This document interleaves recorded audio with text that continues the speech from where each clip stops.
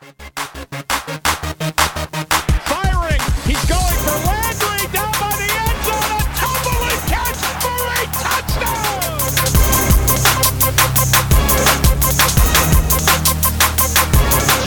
He's to the 30, 20, 10, 5, touchdown.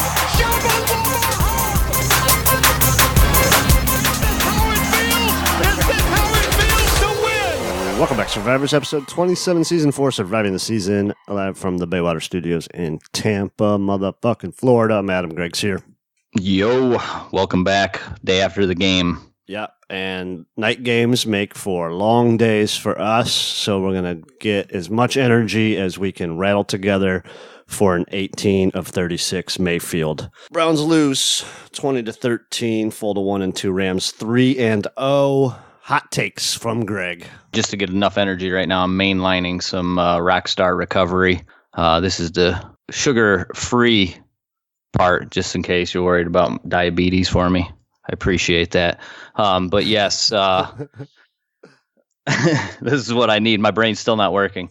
Well, it's another game of defense playing their ass off and offense leaving us sort of speechless at the end of what are we doing? What is our purpose here? We're trying to put up points, right? Why are we struggling? Why are we inefficient? Why do we just not seem to be the same offense that we were last year with a lot of the same players and in fact upgraded players and the same exact coach that we have? What is going on? I don't know. I guess I think that's the main frustration from the entire city. The entire fan base is going, what happened here? Why we got Beckham, right? We got Mayfield going into year 2. It seems like, I don't want to say regressed, but he's been having trouble this year. We can be blunt about it. He's not been good. He's running out of clean pockets. He's missing passes he typically hits. He seems to have problems reading the defenses somehow this year. Yeah, they're throwing a lot of zone at him. It seems like that's a problem. A lot of just 4-man pressure. So there's a lot of defenders back there. I think it's throwing him off. Yeah, I'm not sure what it is, but whatever it is, it's got to get fixed. Now, we said last week, well, we're only 2 weeks into this thing. Well, we're still only 3 weeks. I mean, honestly, did anybody think we were going to stand a chance against the Rams? If you took a poll from most fans, the large majority would have said this is the game the Browns were not going to compete in when we're missing 6 starters, just injuries all over the place. Offense has been struggling, but the defense keeps us in the game. So if there's one thing we found out, our defense is good enough to keep us in games. And on the other side of the ball, the part of the team that we thought was going to, really be the part that took the furthest jump forward has taken a step back. And we were talking 5,000 yards for Baker. We were talking 40 touchdowns. I think we're on pace for 25, maybe 30. Yeah. It's horrendous up to this point, and something's got to change. I mean, we had red zone trips. We had opportunities. Yep. 1 for 4 in the red zone. Come on. 1 for 4. They were only 37% on third downs again. That's unacceptable. I mean, you gotta be better in these situations. It seems when it comes down to big situations, nobody's come through yet. We've yet to make the play that we need to put us over the top. I mean, we struggled week 1 against Tennessee. Nobody, Baker struggled mightily then.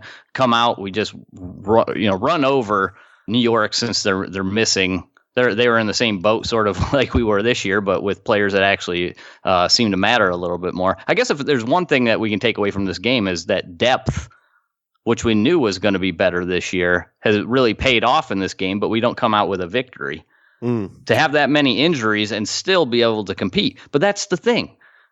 I'm sitting here this morning going, the Rams don't have more talent than us. They are not a better team. They are simply coached better, and they're getting more out of their players by doing things that fit them. We're right now, I mean, this is tough to say here because I was expecting the one thing that Freddie was actually going to be good at was offensive play calling, because that's what we saw for 8 games. We worried, all right, how's the game management going to be? How's he going to be disciplining the players? All that sort of stuff. There's a lot of questions about what kind of head coach Freddie was going to be, the one thing that we at least had faith in that we're going to get good offensive football. And it's been the complete opposite. It's been almost unwatchable offense. Yeah, very uninspiring offense. 3 and out to start the game. Just, okay, here we go. Not only just a 3 and out on the opening drive, 3 penalties. Again, what do we have, 9 penalties or 8? 9 penalties? 8 penalties for 60 yards. 8 penalties.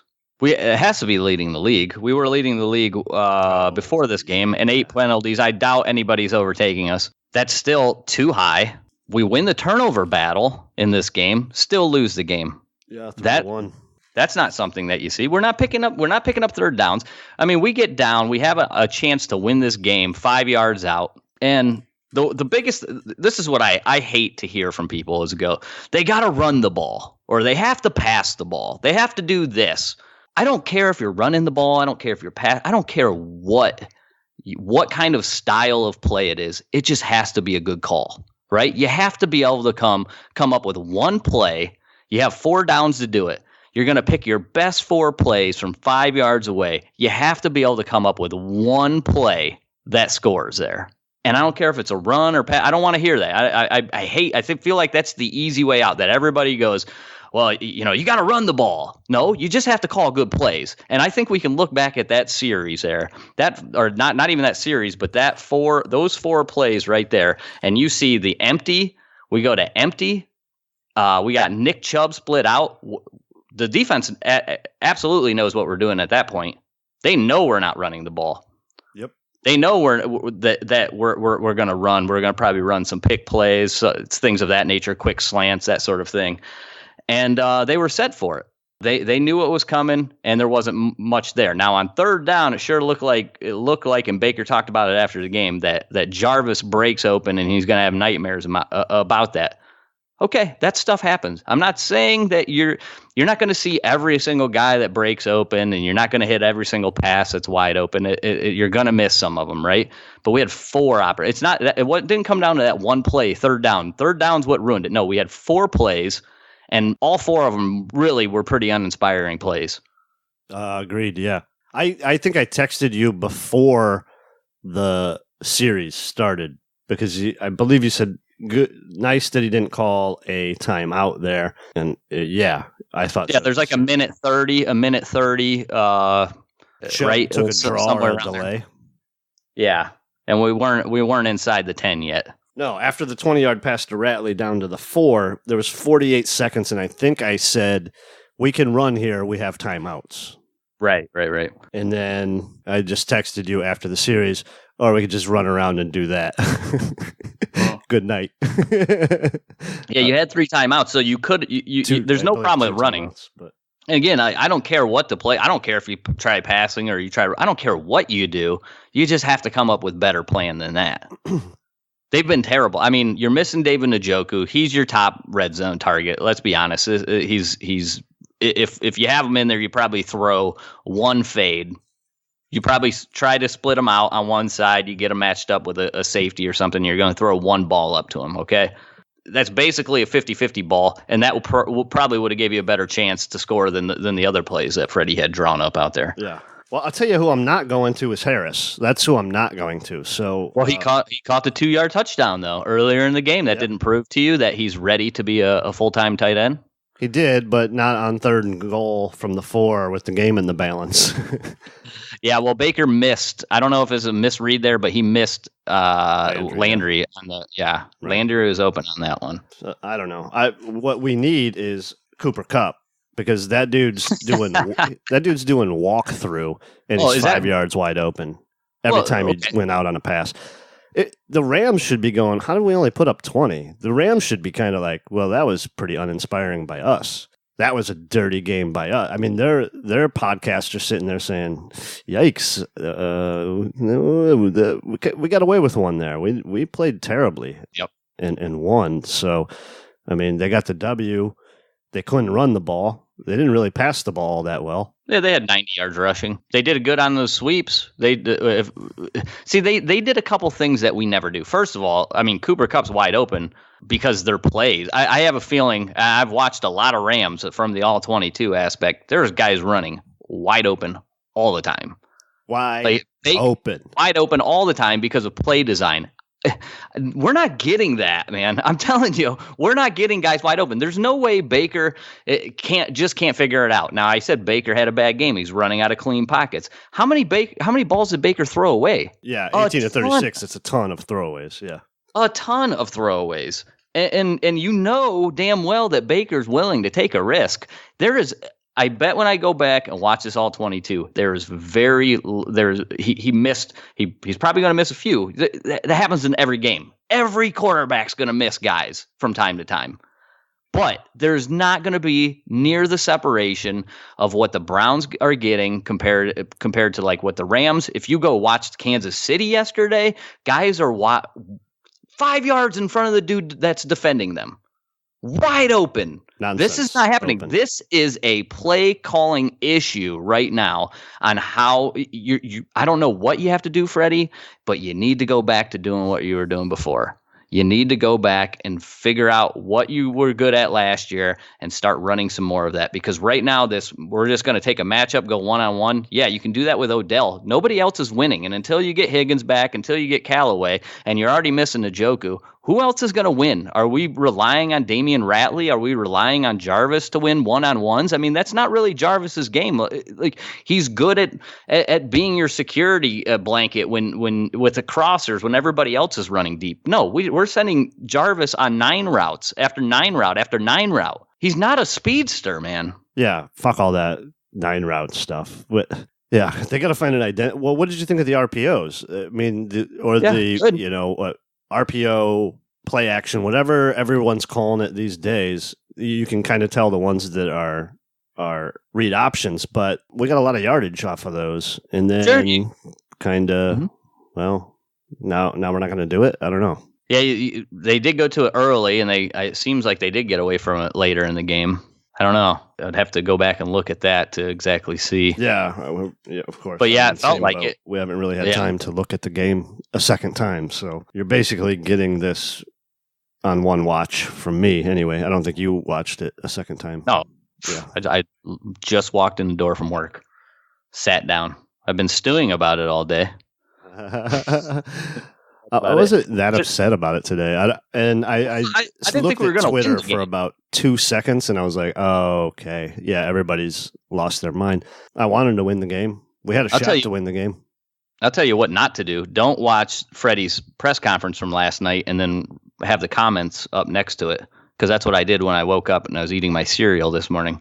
And it's like, fire Fred. I mean, come on, man. We're 3 games into this thing. Like, and we're going to know what kind of coach he is after 8 games. We're going to have this figured out. But if you're just going to give every single guy 3 games, here's what you get. You get 3 games, and if you're not it, you're gone. Like, I'm sorry. Sometimes it's going to take a little bit more than that. This is by far the best defense we're playing now. If we can just get the offense in line, and it's been bad. I'm right there with you. We got to get this thing in line. But if they can get this going a little bit, get a little bit of rhythm built, man. And then I know what everybody's thinking. It's going, well, you're sitting here with a guy who clearly is setting you back with Freddie right now, is setting the offense back, and we're wasting games of where we have players that can compete against our team that was just in the Super Bowl. We're clearly just as good as that team. There's no question in my mind that we can compete with anybody on a weekly basis if we're playing at our best, but all we continue to do is to kill ourselves. Mm-hmm. We almost beat ourselves against the Jets. If the Jets weren't so terrible that they could score more than 3 points, then they would have found a way to beat us too. We're playing against ourselves and losing. How do you do that? Yeah, it just went in my head and out of my head. So, Freddie's saying all the right things after. He's saying, this is all on my. He could tell he's very irritated, and people want him to give up the play calling, and who are you going to give it to? Where's the play calling going to go? Take the play calling away from Freddie. Who's it going to? Todd Monken? I don't know. I guess How do is you that not what people know? are saying? Exactly. It would go to the offensive coordinator, right? So you want more. So we're running the Todd Monken offense. Clearly, if you watched any Tampa Bay last year, that this is what they ran. This is what we're running. A lot of this spread stuff. Yeah, Freddie's We're just going saying to that. What are we expecting? Freddie's saying that this isn't his offense. It's not Monken's offense. It's the Browns' offense, and he's not going to start with that. He's not getting into that. What offense are we running? As he shouldn't. We just need to figure out how we can get this thing going and continue to work at it. But yeah, let's see. I would like to see Freddie. Clearly, the lack of misdirection is. I don't know how you don't see that, right? Agreed. I mean, it's right there in front of your face, and the Rams do it. They're running outside zone. We run 17 outside zones. Guess what? Here comes a sweep with the wide receiver. Oh, we're running 17 outside zones, and here comes the bootleg.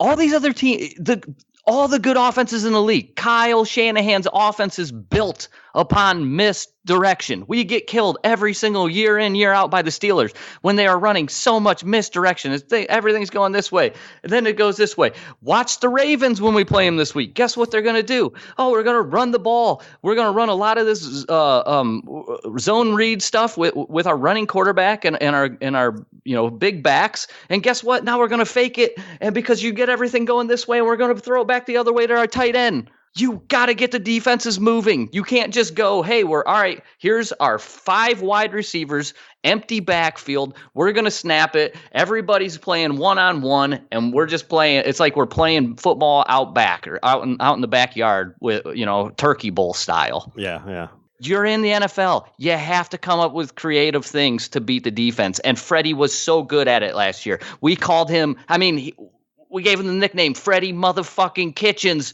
for coming up with these great play calls where we're just I'm yelling in my living room. Freddie did it. He did it, baby. Did you see what he did to Kuechly? Did you see what he did to the best middle linebacker in the league?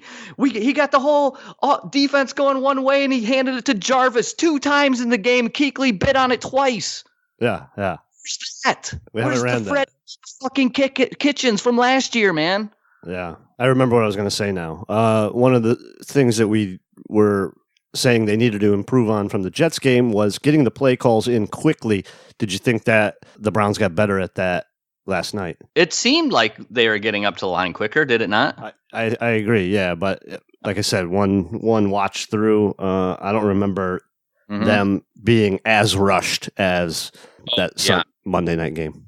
Definitely not as rushed. Yeah, look, you got to give some credit to the defense. The Rams are not a shitty defense by any means. This is still a good defense. Still, we're expecting more. We want more. We expect more. Baker needs to be better, man.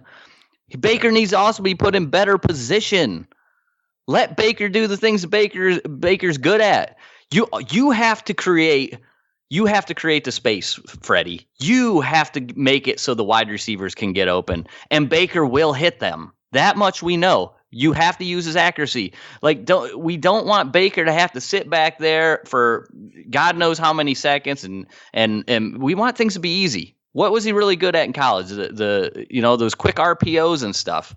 He knows what he's doing with it. Let him be a little magician with the ball. Not like on the play where he accidentally handed it off to Chubb, then he took it back, and then he's like, "Oh shit, no, actually, you take it," and they fumble. That's not typical Baker ball handling there. What we need is the Baker of college. We need the reason why he was so good, so efficient in college is not just because Baker is an accurate quarterback, it's because he was set up properly, and all the good quarterbacks are being set up.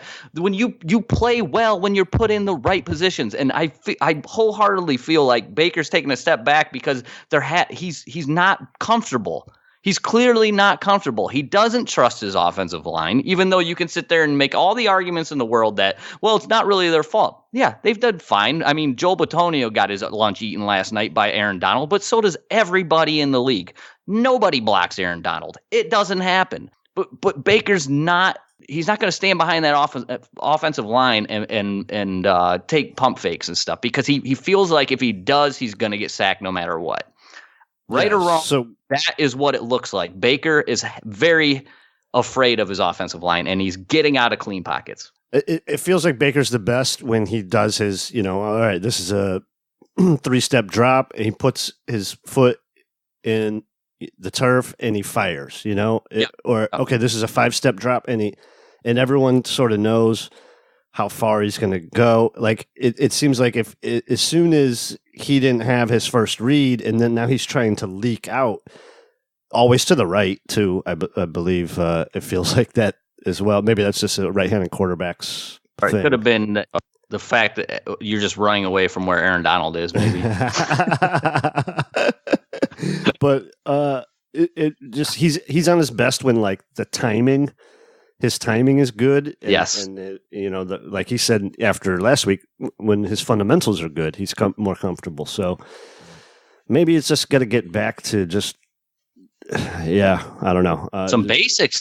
But he's good in very good in those RPOs. He's very good in the when they're maybe he's not ready to be making maybe he's not ready to make a ton of full field reads over and over every single play. Maybe you have to get a couple design plays in there for him.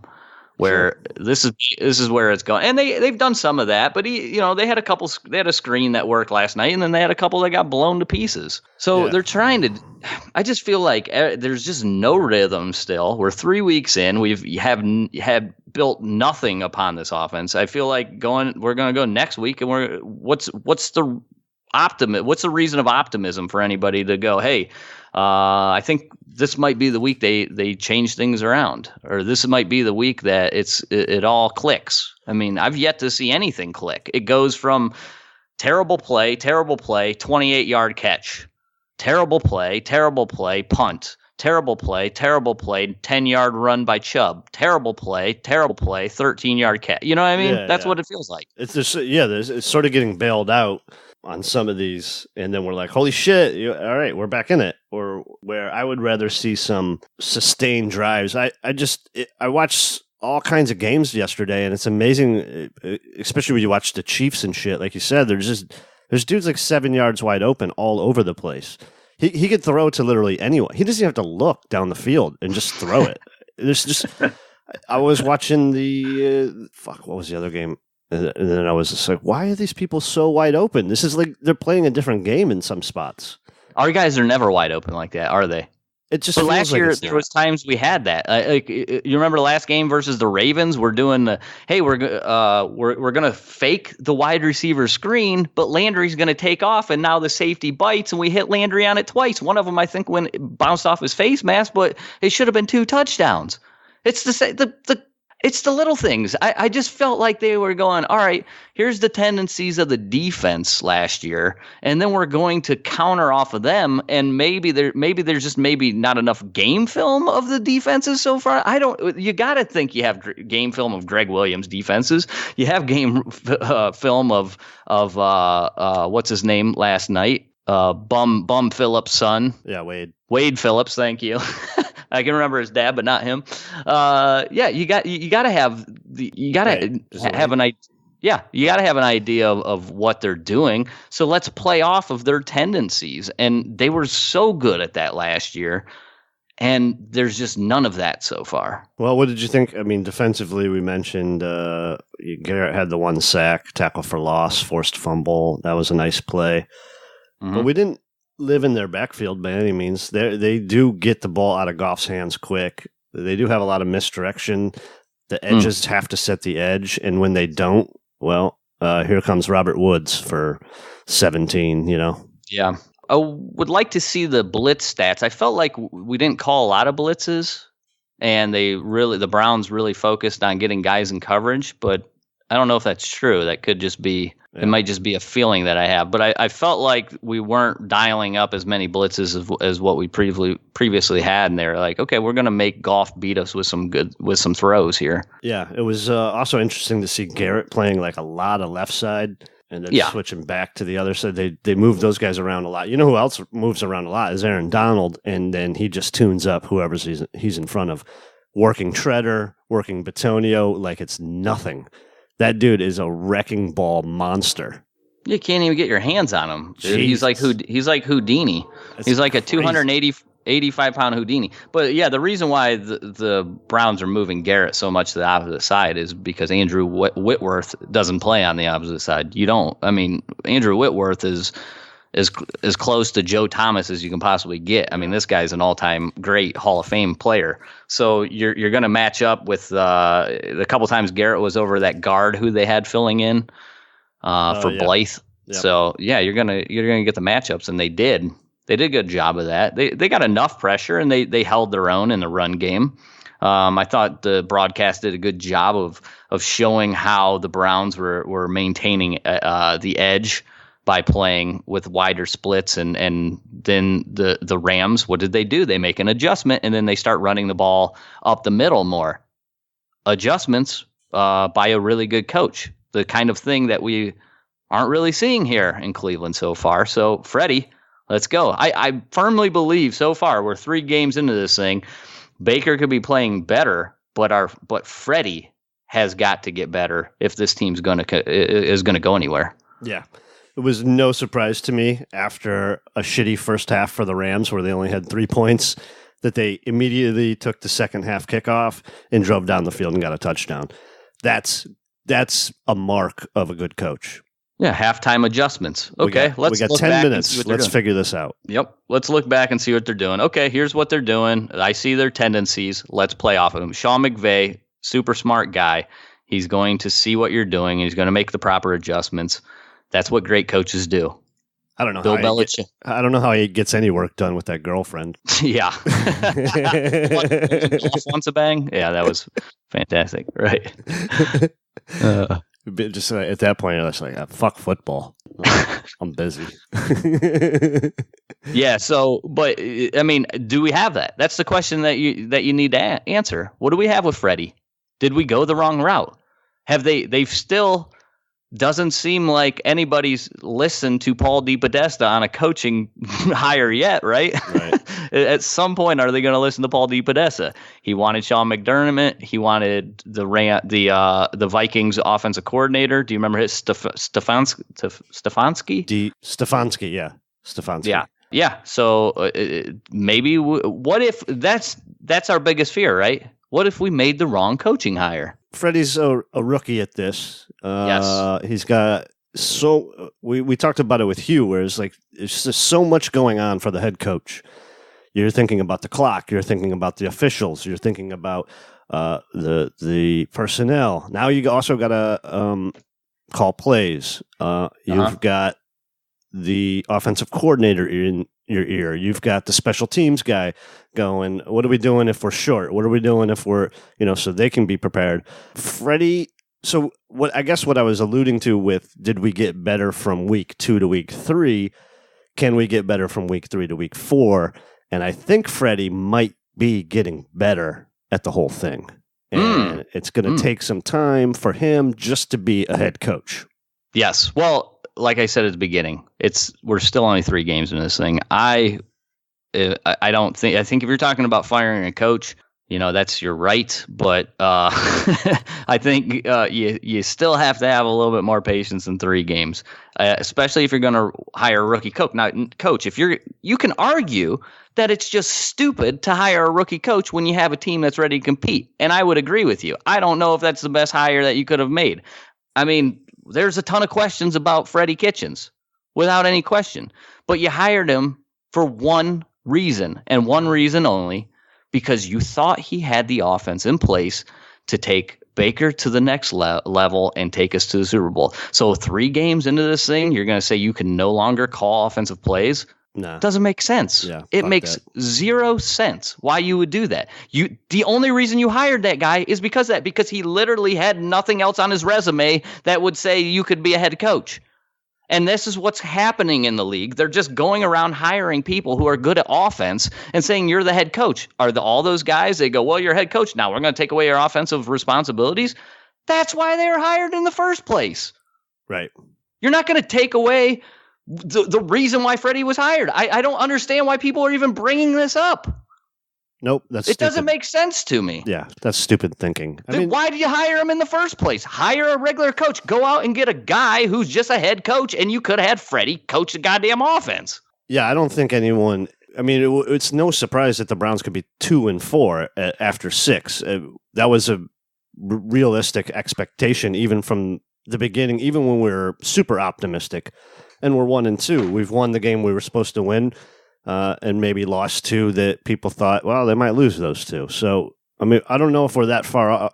The easy part of the schedule is at the end of this year. So if we can get through these first 6 without firing anybody, for fuck's sake, when we thought, all right, this is going to be tough. We got a new coach. We got new receivers. We got a second-year quarterback. Let's get to the break, and then let's see the second half of the schedule, and then we can come to terms with what's going on with this team. We're way too talented to not be a 10-win team. So we got 2 losses. We got a long way to go.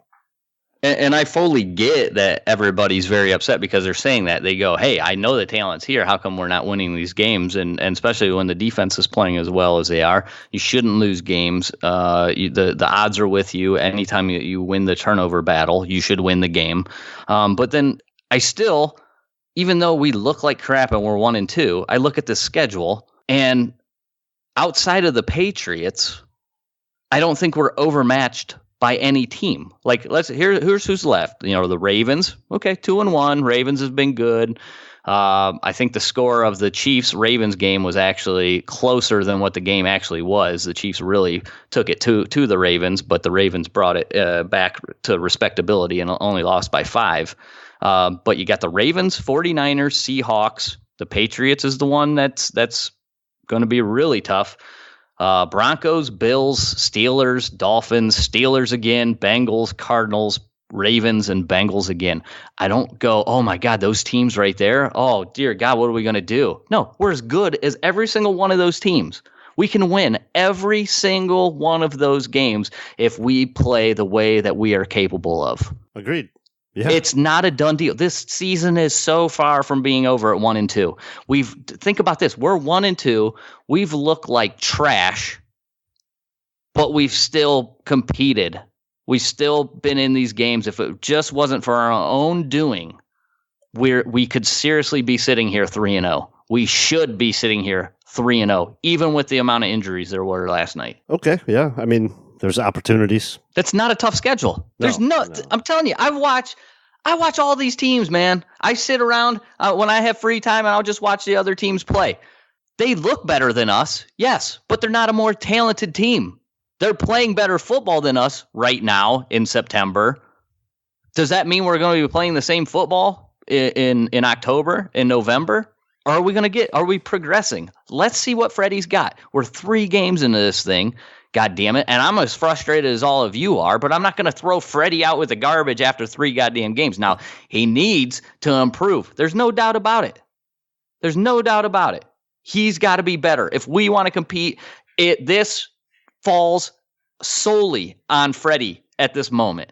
Freddie has to be the one that pushes this team over the top, that has to put this team in proper positions to compete.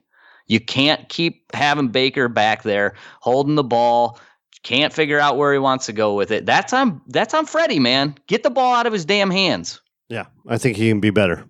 Way better. You can get more out of almost everybody here on this offense. And meanwhile, hopefully the defense can continue. The problem is watch the offense get going, and the next thing you know, the defense can't stop anybody. Yeah, the NFL's weird. The NFL is weird, but I know on a week-in, week-out basis, we are as good as the team that we're lining up against. This league's about coaching, man. I'm telling you. It is. It's got a lot more to do with it than we think. The best coach. No, I don't. It's the most important thing.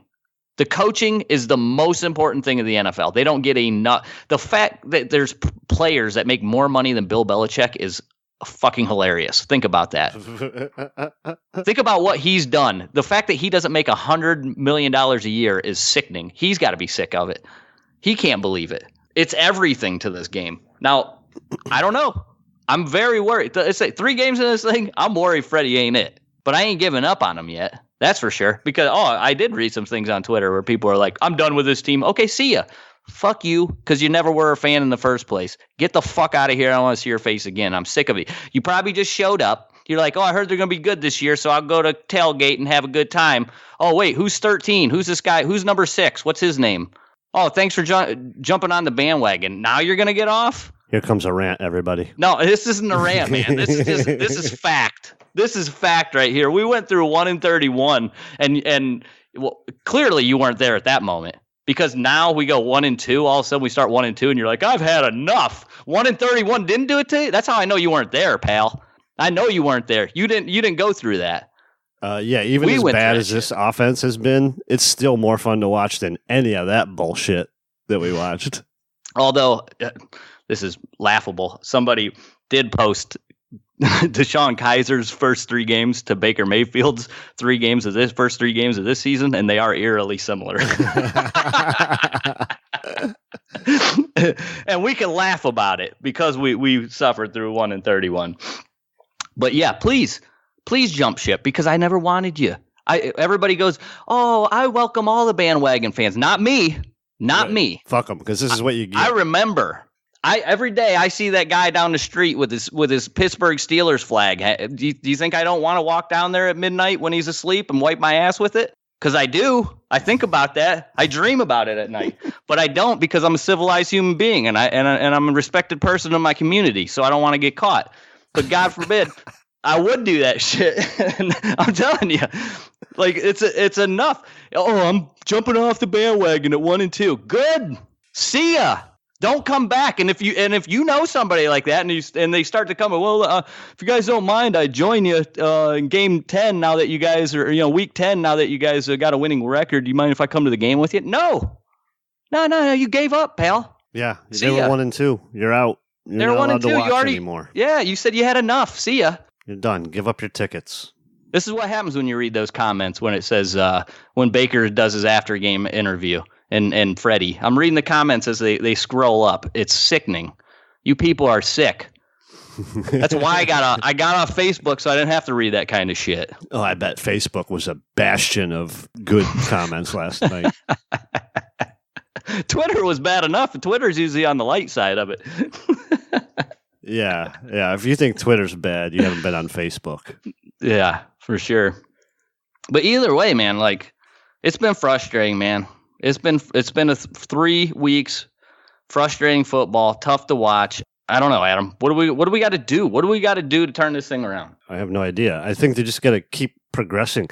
It's so fucking cliche. Just get better each game, but I think it's kind of true here, where I think we're having a little bit of Freddie growing pains that we probably said before the season. Like, that's the part we're not sure if Freddie can do this, and we might have some adversity, and we're just experiencing some of that adversity. So we'll see. I mean, nobody expected the Browns to have a shot to tie the game with 30 seconds to go. Everyone that was like, fuck, everyone's hurt. Njoku's out. Higgins is out. When I saw the inactive list, I was like, oh my God. Oh, yeah, everybody.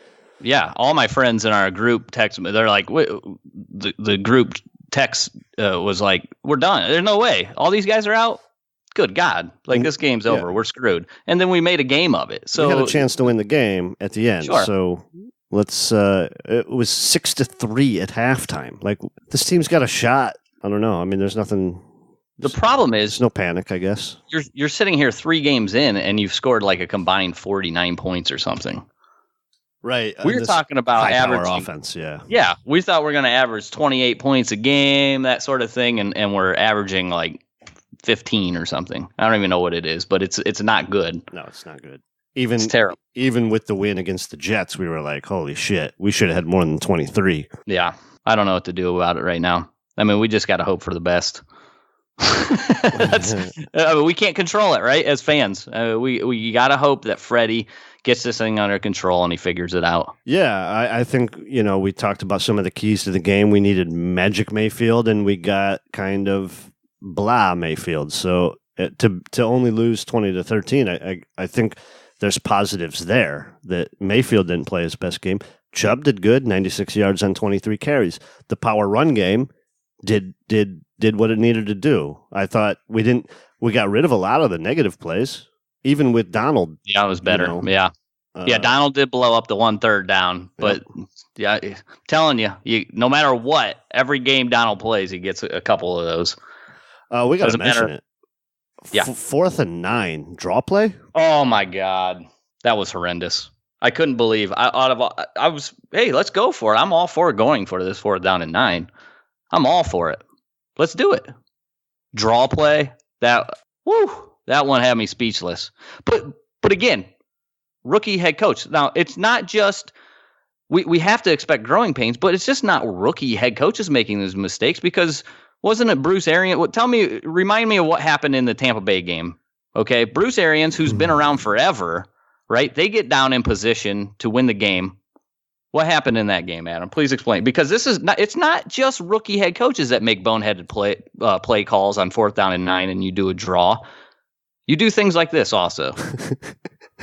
So Tampa Bay scores, 500 points in the first half. They're throwing the ball all over the field on the Giants. Nobody can stop anyone. Mike Evans had 500 yards. Jameis Winston had 500 yards throwing. The second half, they go to this we're just going to hand the ball off. They get outscored 22-3 in the second half. They stop throwing the ball for whatever reason. This is such an old school football guy mentality. Okay, We're just going to ice the game away. Anyways, the Giants get the ball and go down and score with Daniel Jones, who's making his first start. Looks like fucking Joe Montana out there against the Tampa Bay D. He scores. Tampa Bay's got not a lot of time. A miracle throw to Mike Evans down to the 15-yard line. Okay? They had a timeout. There's 12 seconds on the clock. They had a timeout is a key. They had a timeout. They take a delay of game. The clock runs down to 12 seconds. They don't call a timeout. They take a delay of game. That moves them back 5 yards. Save that timeout just in case. So now they're on the 18. Then Winston takes the snap and moves the ball to the middle of the field, losing 2 yards. They immediately call a timeout without running the time off the clock. Yeah, why would you run it down so there's no more play? So the end of regulation would be after the field goal. Why would you do that? Yeah, the hilarious part is then the officials talked about it and was like, we didn't accept that timeout call. So they actually let them run it down to 4 seconds and then let them call a timeout. Something happened weird there. Anyways, a reporter asked the most obvious question. You guys had a timeout. Why did you take a delay of game? Bruce Arians, with a straight face, says, I thought our kicker was better from longer distances.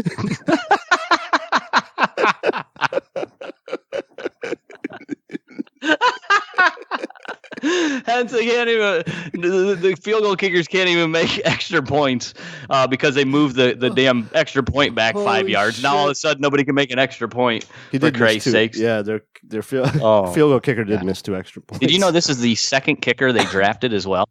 Oh my God! Second one, but yeah. So that was a. I can't even tell a story without laughing. That's what he said with a straight face. I thought he kicks better from long. We wanted to make a 30-yard kick, a 37-yard field goal. I wanted him to miss it so bad. I was just like, please miss this kick, because this is the dumbest thing I've ever seen happen. For a dude that's considered NFL coaching royalty, what a fucking douche. I would have fired him right there. I might not even show up for the rest of it. If that was my team, I might just close the season. I read his book, for Christ's sakes. Not after that, I want to return it and get my money back. Holy shit, that's funny. Oh, man. Yeah, so sorry to take you completely off course for that story. Oh, Freddie is an Arians. He's from the Arians tree, right? Yes. Oh. So, don't think that we're the only team that keeps getting... I mean, the Detroit Lions damn near threw another one away yesterday. If you saw how they tied Arizona, you would be dying. He's he's from the Belichick tree too. yeah. Throwing short outs with 3 seconds left on the clock in OT and almost gets it picked off. Yeah, so it's not just our team, but the point, it doesn't matter, right? It doesn't matter because the only team we care about is our team. And when they do stupid things, it pisses us off. If they go for it on 4th down and 9 and run a goddamn draw, I get it when you go, all right, you need to be fired for that. Yes, that's just about a fireable offense, right? It's as close as you could possibly get to be a fireable offense when you run a goddamn draw on 4th down and 9. Oh, it never seems to happen to us. It never seems to happen where something just so stupid is happening on the other side, and I'm just screaming at the TV like, "What are you doing, you idiots!" It only happens to us or teams that I don't care about, like the Buccaneers or I mean, even Kansas City. Like what Reed does sometimes with the clock is incredible to me as well. But terrible clock management. Anyway, we didn't even get into the game. I guess we could do that at. Yeah, we'll have to do that because I actually have to go pick up the kid, unfortunately, from school. I mean, fortunate for her that I show up and pick her up, but unfortunately, we can't continue the podcast. We could do it with the film review, and then we'll walk through the game and pick out the plays we want to talk about. Yeah, I guess there was a little bit more emotion we had to get through here because that was another tough loss. Again, I thought we were going to lose the game anyways, but it hurts a little bit more when you're in it and you kind of piss it away yourself. I mean, I still just feel like this is a self-imposed loss by the Browns yet again. We're doing it to ourselves. It's not because we're being beaten. We're playing good football, especially on the defensive side of the ball. Good enough to win these games. We have to find a way to win them. It's got to be offense. Offense got to step up. Yep, that's it. Can't say much more than that. What's our Twitter? Our Twitter is @STS Podcast, and our email is survivingtheseason@gmail.com, patreon.com/STS Podcast if you want to support the show. Thank you to all our new patrons. Special shout out to Matt Darcy, one of our new patrons from London. Welcome, brother. Thanks for hopping on the patron bandwagon. Thank you so much, everybody. Kind of means more today than a lot of weeks, but tell them what we say. Keep on surviving.